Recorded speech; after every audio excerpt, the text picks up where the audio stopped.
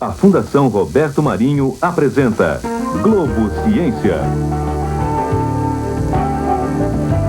1997.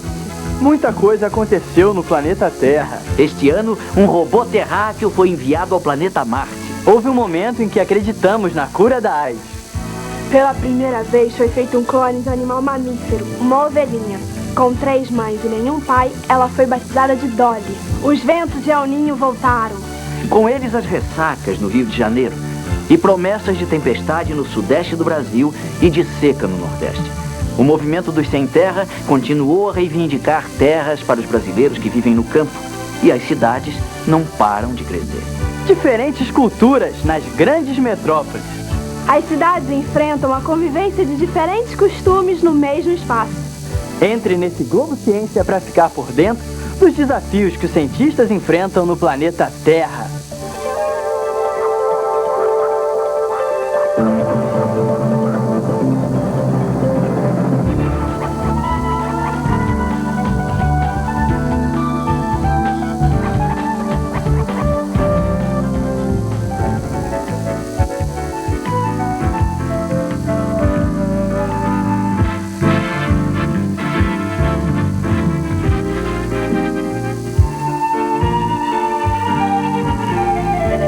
Em todo o mundo, as culturas se encontram e até mesmo se misturam, cada vez mais.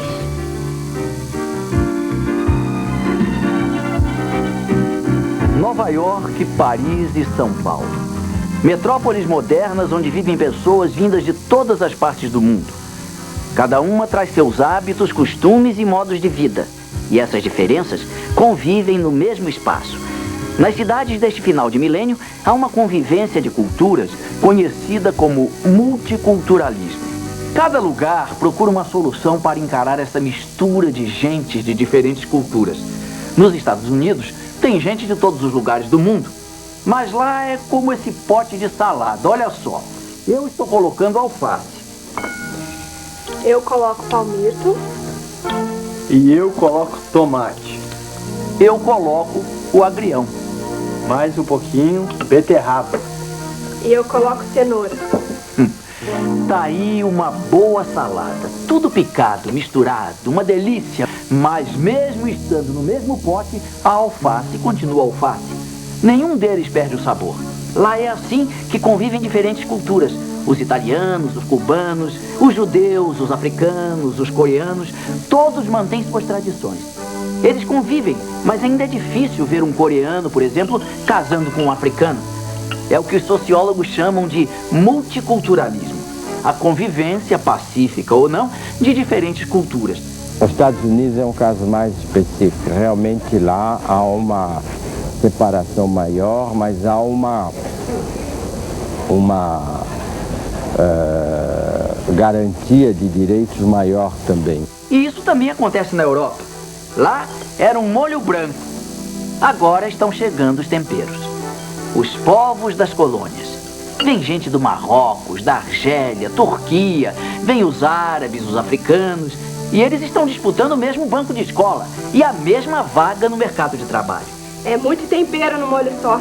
Evidentemente, os habitantes das ex-colônias desses países que vêm para lá não estão integrados com essa igualdade de direitos, não são parte constituinte desses novos países.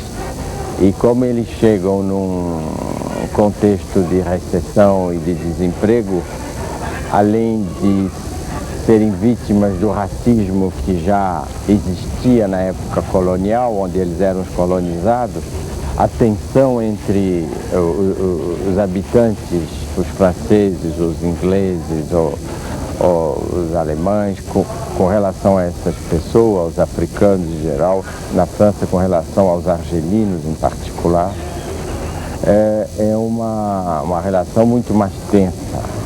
No Brasil, há 500 anos, acontece uma mistura diferente. É a geleia geral, quer dizer, olha só, vamos pegar o liquidificador.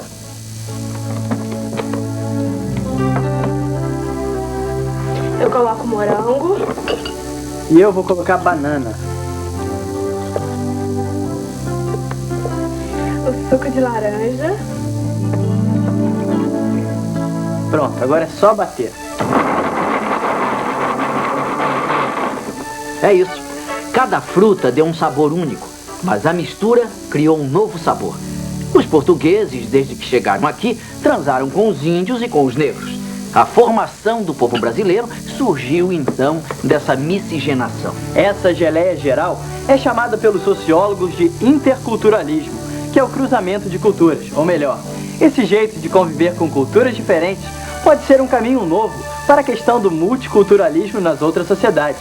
O antropólogo Máximo Canevati explica esse assunto. Primeira vez que eu vim aqui no Brasil, a coisa que mais foi interessante para mim era esse tipo de enorme mistura, era uma mistura étnica, mas também muito mais uma mistura cultural. Descobri um mundo no qual a mudança cultural não era uma mudança que reproduzia uma identidade sempre a mesma, mas é uma identidade muito mais plural. Os europeus invadiram o Brasil dentro de uma ordem colonial, os africanos vieram para cá como escravos, não eram respeitados como pessoa humana, nem a religião deles, nem a cultura em particular. Evidentemente ocorreu uma integração no Brasil, mas ela não é pacífica, nunca foi pacífica. A prova disso é que há uma desigualdade racial muito forte hoje na sociedade brasileira, não é? Hoje há uma consciência maior sobre esse problema, é isso que eu queria dizer. E as iniciativas para reduzir essas inegalidades existem, esse que é o ponto. Você conseguir misturar um pouquinho de cada cultura. Os negros, os portugueses. Um pouquinho da cultura judaica, um pouquinho de cada história e compreender todas essas culturas, né? O Brasil é multicultural por causa disso. Vou propor um teste. Quero que você descubra a diferença entre essa mãe, uma simples ovelha da criação do Roslin Institute, de Edimburgo, na Escócia, e sua filha Dolly, a ovelha mais famosa e mais conhecida do mundo. Bem, eu acho que eu vou desaparecer durante 5 segundos para você pensar no assunto. Então, já tem uma resposta? Pela sua cara, eu acho que você está em dúvida. Também não é para menos. Estas duas ovelhas são iguais. Dolly é uma cópia perfeita de um outro adulto e não tem pai. No sábado, dia 22 de fevereiro de 1997, o cientista Ian Wilmut anunciou que havia feito um clone de uma ovelha. Um clone é uma cópia genética perfeita de um outro ser. Ele contou ainda que o nome deste clone era Dolly, uma ovelhinha mantida no laboratório da PPL Therapeutics, onde trabalha Wilmut, em Edimburgo, na Escócia. Alguém aí sabe como se faz um clone? Já faz um bom tempo que os cientistas estão trabalhando com o que se chama biotecnologia. Na agricultura, os cientistas querem encontrar um tipo de soja que não seja atingido pelas pragas da lavoura e que seja maior, para que a produção tenha mais rendimento. Para conseguir isso, eles mexem nas sementes de soja, alterando as características que elas têm dentro de si. Quando a planta nascer, ela vai ter essas novas qualidades que os cientistas queriam. Serão maiores e mais fortes. Isso é biotecnologia, mas o caso de Dolly é diferente. Nós no Globo Ciência este ano fizemos um debate com cientistas, onde explicamos como Ian Wilmut conseguiu criar a Dolly. Foram usadas 3 ovelhas. Primeiro retirou-se o núcleo de uma célula da glândula mamária da ovelha A. Depois, retirou-se um óvulo não fecundado da ovelha B. Em seguida, o núcleo deste óvulo da ovelha B, onde está o DNA, foi substituído pelo núcleo da célula da ovelha A. Esse núcleo, esquecido de suas funções, passou a exercer a função de espermatozoide. O óvulo de B, fecundado com um pedacinho de A, foi colocado no útero de C para ser gestado. Dolly tem a mesma memória genética de A. Como é que é essa história do núcleo esquecer suas funções? Esse é o segredo de Ian Wilmut. A experiência só deu certo porque ele submeteu o núcleo da célula da glândula mamária a uma dieta de nutrientes. Com isso, esta célula especializada regrediu, esqueceu a função de produzir leite e voltou a ser uma célula com todos os genes ativados. Uma célula germinativa. How easy might it be scientifically for someone, somewhere, to apply your method to the cloning of humans? So it would be my belief that if you really wanted to do it, it could be done. What kind of time period of development? If you were prepared to make and able to make that sort of effort, then you might expect to make significant progress in 1 or 2 years. A divulgação de Dolly acabou por desencadear uma discussão se é certo ou errado clonar os seres humanos.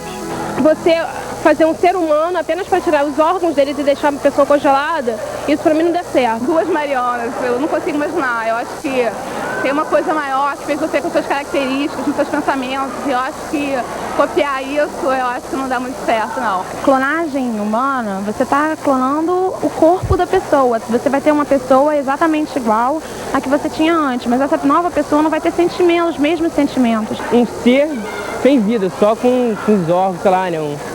Um meio ser, né? Por exemplo, um feto, um embrião está defeituoso. Você poder modificar a carga genética dele de tal forma que ele venha a nascer uma criança perfeita, eliminar determinadas doenças. Eu acho que isso é possível. O trágico seria que nós clonássemos o ser humano para que servisse de comércio de órgãos, ou servisse para o próprio indivíduo de esterpe de órgãos. Quando eu perco uma perna, então eu iria procurar a minha que está lá no laboratório. E aí seria o trágico. A clonagem do ser humano integral, eu não vejo grandes utilidades do ponto de vista pessoal. Acho que clonar alguns órgãos humanos em animais e fazer clonagem de partes do ser humano, eu acho que tem grande utilidade para a ciência. E a técnica em si de clonagem, nós podemos até discutir mais tarde, ela vai trazer grandes avanços na área para a ciência. Nos Estados Unidos e em vários outros países, estas experiências não estão claramente proibidas. No Canadá, existe uma legislação mais clara, que indica multa e pena de até 10 anos de prisão para alguns experimentos desse gênero com seres humanos. Posso fazer se já é possível fazer clonagem de ser humano. Se tem os cientistas pouco escondem toda a tecnologia que tem, e se é válido fazer isso. Tudo tem um limite, tudo tem uma certa regra, então tem que ser feito tudo com muito cuidado nas mãos de quem esse projeto vai cair. Quais seriam os limites das experiências nos laboratórios? A gente tem que trazer a discussão também para uma discussão da liberdade científica. Não só com relação à clonagem, mas com relação a uma série de outras técnicas. E isso é importante, principalmente na área da biologia, que seja discutido os limites dessa liberdade científica e que essa liberdade científica seja entendida pelos cientistas como uma liberdade, mas que tem os direitos e deveres e que é a sociedade que tem que determinar muito claramente esse poder dessa ciência.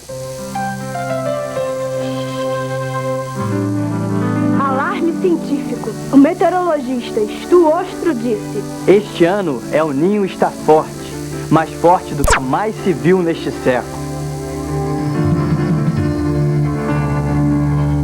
Niño quer dizer criança em espanhol. E este nome El Niño surgiu no Peru. De vez em quando, no final do ano, época do Natal, as águas do litoral peruano ficam mais quentes, fazendo os peixes desaparecer, pois eles migram para águas mais frescas e longe dali. Quando isso ocorre, os pescadores dizem que El Niño, o menino, chegou. Uma alusão ao nascimento de Cristo, que é comemorado nesta época do ano.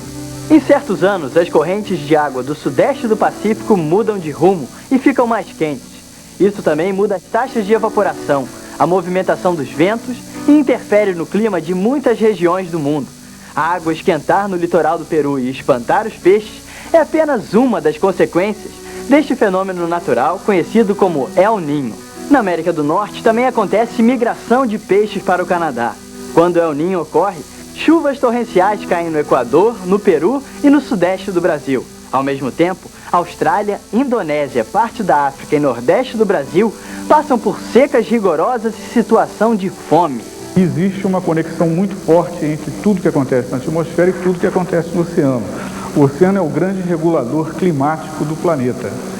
E uma anomalia como essa, como El Niño, perturba toda a atmosfera, de maneira global. No Brasil, ele provoca o bloqueio das frentes frias que normalmente vêm do sul, e passam aqui pelo estado do Rio, tá certo? E elas ficam bloqueadas aqui nessa região. Então, o que acontece? A seca no Nordeste fica mais intensa, os sistemas frontais não passam dessa região e acontecem chuvas intensas no sul. Por exemplo, 82 e 83 foi um ano de El Niño e nós tivemos aquelas enchentes catastróficas no Paraná, no Vale do Itajaí, foi um terror, né? A história de El Niño é antiga, mas só a partir dos anos 60 ele foi compreendido como um fenômeno mundial.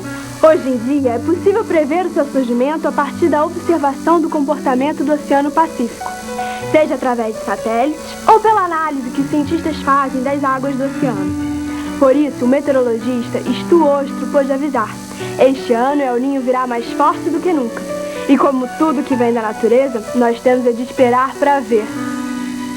Por exemplo, em maio aconteceu aquela ressaca extremamente forte que ocorreu no Rio, resultado de um anticiclone extratropical que foi bloqueado e não conseguiu subir, mas passando para o mar gerou ondas vindo do quadrante sudeste do oceano que conseguiu entrar na Baía de Guanabara e atingir a enseada do Flamengo. Isso é um processo que pode ser ligado ao fenômeno El Niño. Mas está acontecendo, por exemplo, tem uma região seca nos Estados Unidos que as casas eram construídas até sem teto, um deserto que não me ocorre agora o nome, mas que andou vendo tempestades bárbaras lá esse ano por causa do El Niño. Então você vê, uma região seca como o Nordeste do Brasil intensifica a seca.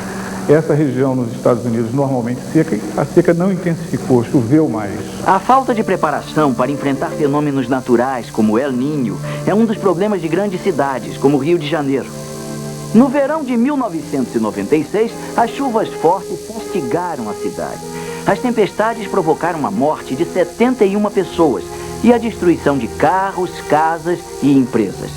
Além do fenômeno El Niño, existem outros fatores que provocam essas catástrofes. O crescimento desordenado, a destruição do meio ambiente e a falta de políticas preventivas. Você tem que dar qualidade de vida, eu acho que infelizmente na cidade não é isso que a gente vê. A gente vê o transporte cheio, a fome, a miséria, a desigualdade social. É raro, na cidade e no campo, nos dois, é a grande concentração de dinheiro na mão de poucos. Mas principalmente na cidade, a grande concentração de pessoas, né? Tem muita gente, a densidade é uma gata muito grande. Sem distribuição dessas coisas básicas, né? De espaço e dinheiro, acho que fica muito difícil. A cidade poderia crescer mais para os lados do que para cima. A gente podia desenvolver mais os subúrbios, não ficar só aqui no centro. Adoro morar em cidade, concordo, mas eu acho que muita coisa precisa ser mudada.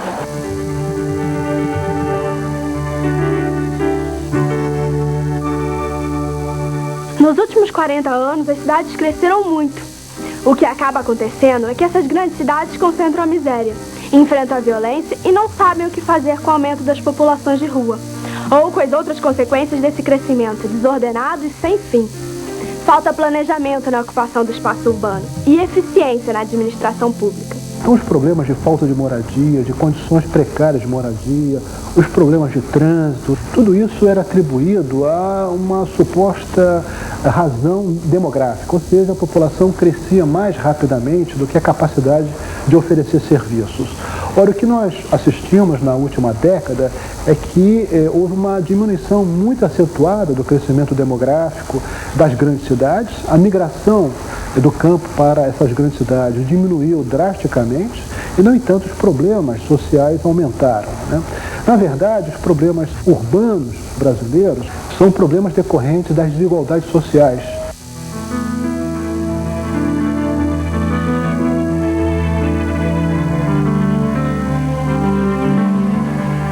O movimento dos Sem Terra, MST, reúne os trabalhadores rurais brasileiros que não têm terra própria. Muitos deles não têm mais onde trabalhar e, se forem para as cidades, não vão sobreviver porque o que sabem fazer é trabalhar no campo. Uma forma de evitar que os problemas das cidades grandes se tornem mais graves ainda é criar melhores condições de vida no campo. Daqui a pouco nós vamos falar sobre a AIDS e sobre o planeta Marte. Até já!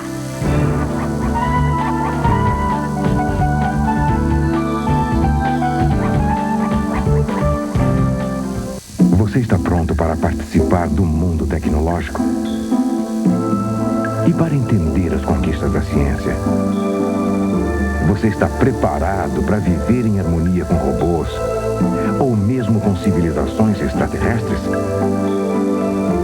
Comece já a se preparar para o futuro. Fique por dentro de tudo o que acontece no mundo. Leia a revista Globo Ciência. Só podia ser da Globo, claro. Avisa lá, oh, oh. Avisa lá que eu vou. Avisa lá, oh, oh. Hoje eu sou sua folia, vou lá da Bahia, de chinelo novo. O novo CD de Emílio Santiago está cheio de sucessos. Emílio Santiago, o melhor presente. Um super lançamento, som livre, imperdível. Esse macaquinho foi treinado para roubar, mas acabou fugindo do seu dono. E aprontou altas confusões ao lado de uma linda garotinha. Meu Pequeno Ladrão, filme inédito, neste domingo, 14h, em temperatura máxima. Quem tem Globo, tem tudo.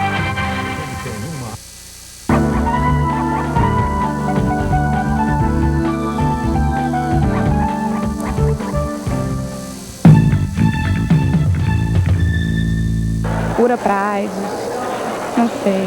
Cura da AIDS, eu acho que ainda está um pouco distante. Acho que é uma guerra de todos os nomes, pesquisadores do mundo inteiro. Eu acho que o próprio coquetel já é uma esperança. Agora, no caso de um vírus mutante, uma vacina seria muito difícil, né? Todo mundo sabe que não existe mais grupo de risco, está todo mundo exposto a AIDS.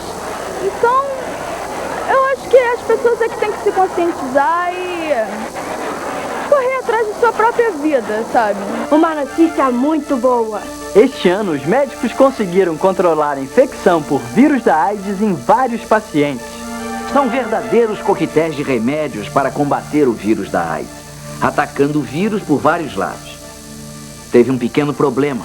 O vírus podia ficar imune aos novos medicamentos antes que eles estivessem totalmente prontos. Então, os tratamentos foram interrompidos até segunda ordem, para que da próxima vez esse vírus não tenha a menor chance. Esta vacina, recentemente testada entre voluntários americanos, nos faz pensar que se a vacina não estiver agindo a nível da membrana celular que recobre o vírus, provavelmente esta vacina também não dará resultado. Porque está aí o principal problema que esse vírus provoca para os cientistas, é a sua capacidade de modificação da membrana celular. A prevenção parece continuar sendo, para os próximos anos, a mais importante forma de combater a doença. A AIDS é a perda das defesas naturais do corpo, que ocorre quando a pessoa adquire um vírus chamado HIV. Como a pessoa perde suas defesas naturais, ela é atingida por vários tipos de doenças que acabam por provocar a sua morte. O vírus HIV é transmitido através do sangue, também através do esperma, da secreção vaginal e do fluxo menstrual, e através da amamentação de mães contaminadas. Para se prevenir é simples. Agora vai começar a sessão conselhos. E atenção, isso pode salvar sua vida. Não faça sexo com penetração sem usar camisinha. Se estiver sem camisinha, escolha uma forma alternativa de prazer. Você tem que exigir o controle do sangue usado em transfusões. E também o uso de seringas e agulhas esterilizadas ou descartáveis quando precisar tomar uma injeção. Não compartilhe a sua seringa com outra pessoa. Se você é mãe e tem o HIV, não amamente seu filho. Mais atenção! Nos últimos anos, aumentou no Brasil o número de usuários de drogas injetáveis. Por isso, também cresceu o número de pessoas que adquiriram o HIV por falta de cuidado e de prevenção. E de preferência, não use drogas. Cuide-se. Entre os drogados, esse número mundialmente se mantém constante, isto é, temos visto que 23 a 30% do número de novos HIV positivos continuam entre os drogados. É um planeta muito seco, né? E os pesquisadores estão tentando achar evidências de vida, né? Algum fóssil, alguma coisa de uma bactéria, alguma coisa existiu lá. Ele está situado numa ecosfera, ou seja, ele está perto do Sol, ele não está nem perto do Sol e também não está longe. Ele não está nem nas zonas de muito frio, nem nas zonas de muito calor, então eles descobriram gelo lá, isso quer dizer que tem água, pode ter vida. Você sabia que Marte é o 4º planeta do Sistema Solar? Mercúrio, Vênus, Terra e Marte. Marte é nosso vizinho, é mais frio, mais seco e de noite venta muito por lá. De todos os planetas que giram ao redor do Sol, Marte é o mais parecido com a Terra. Vênus, Terra e Marte são planetas que têm atmosfera, são planetas que, ou seja, têm uma massa suficiente para segurar a atmosfera ao redor dele. A temperatura varia bastante para os nossos padrões, mas é uma temperatura dentro de uma faixa mais estreita do que, por exemplo, Mercúrio ou, por exemplo, Saturno.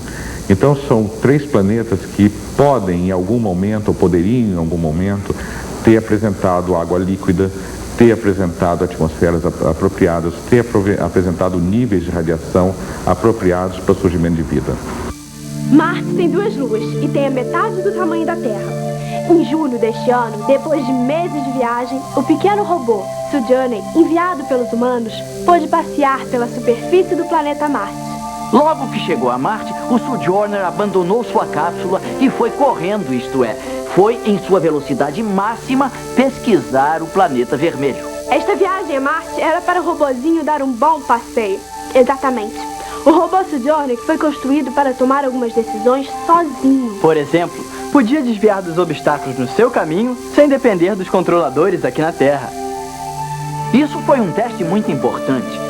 No futuro, vamos enviar outros aparelhos a Marte e a outros planetas do Sistema Solar. A sequência natural vamos dizer, desse processo expansionista na direção do espaço é, evidentemente, a colonização de Marte, já que algumas evidências indicam que é possível que haja ainda algum depósito de água, pelo menos congelada, no subsolo marciano, com certeza nos polos. Possivelmente, em 1997, vai ser, talvez seja um exagero da minha parte, mas vai ser considerado o marco zero do início da colonização marciana. O Sojourner mostra agora que os pequenos e bem equipados aparelhos modernos também podem fazer o trabalho. Esse avanço que nós estamos tendo no final do século, com a adoção da robótica e da informática, está abrindo um espaço novo e uma consciência nova do universo. O nível de informação, a quantidade de informação que está sendo colocada à disposição da pesquisa é tão intensa que a cada semana está sendo necessário se repensar algum aspecto do universo. O universo é muito mais complexo do que se pensou há pouco tempo atrás. Ele apresenta formas novas, objetos novos, alguns dos quais a gente não sabe nem dizer muito bem se é uma galáxia, se é uma protogaláxia ou o que é. São fenômenos novos que estão sendo vistos com uma quantidade de observações muito grande. O Sojourner fez pesquisa sobre a atmosfera e o clima, sobre as pedras que encontrou no seu caminho e sobre o solo do planeta vermelho. Sabe o que descobrimos? Que realmente a Terra tem muito em comum com o planeta Marte.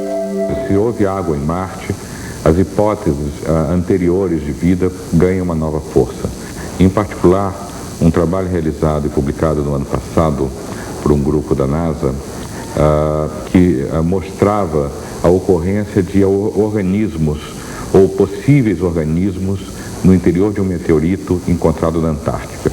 Esse trabalho é curioso porque ele relaciona os estudos em astronomia com os estudos realizados no Brasil em biologia, em biofísica. Nós mostramos e descobrimos pela primeira vez organismos, micro-organismos encontrados na Lagoa Rodrigo de Freitas e que são capazes de criar, de produzir cristais de enxofre magnéticos. Esses cristais foram encontrados semelhantes no meteorito de Marte, junto a cristais de óxido de ferro magnéticos, magnetita, também no meteorito de Marte e também na Lagoa Rodrigo de Freitas, por exemplo. Bom, o Sojourner não encontrou nenhum marciano e a base da missão em Marte recebeu o nome de Carl Sagan. Sagan foi um cientista que concentrou parte de suas pesquisas na possibilidade de existência de vida inteligente fora do planeta Terra. Nós temos um momento conhecido na história, que é o final da Renascença, quando a Europa ela abre a sua cosmologia, ela abre a sua visão de mundo e descobre as Américas. Então ela descobre todo um continente novo e aí diz assim, olha, nós somos muito maiores do que nós pensávamos. Eu diria que a descoberta espacial, a descoberta astronômica, a pesquisa espacial está levando a um movimento, de certa forma, contrário. Está levando a um movimento que diz o seguinte, olha, cuidado que a Terra é muito pequena. Né? Quer dizer, se no final da Renascença o homem era um centro de referência, né? E a Terra era o seu local enorme que o homem poderia explorar e tirar riqueza, a pesquisa espacial está mostrando o seguinte, olha, a Terra é muito pequenininha e essa história da vida também não é uma coisa só da Terra, deve ter em outro canto qualquer, quer dizer, se nós não soubermos brincar com essa Terra, a gente está fora do jogo. No século XXI, vamos explorar outros planetas, sistemas, galáxias e continuar essas missões para cada vez mais longe da Terra. Até o próximo Globo Ciência. Até lá, tchau.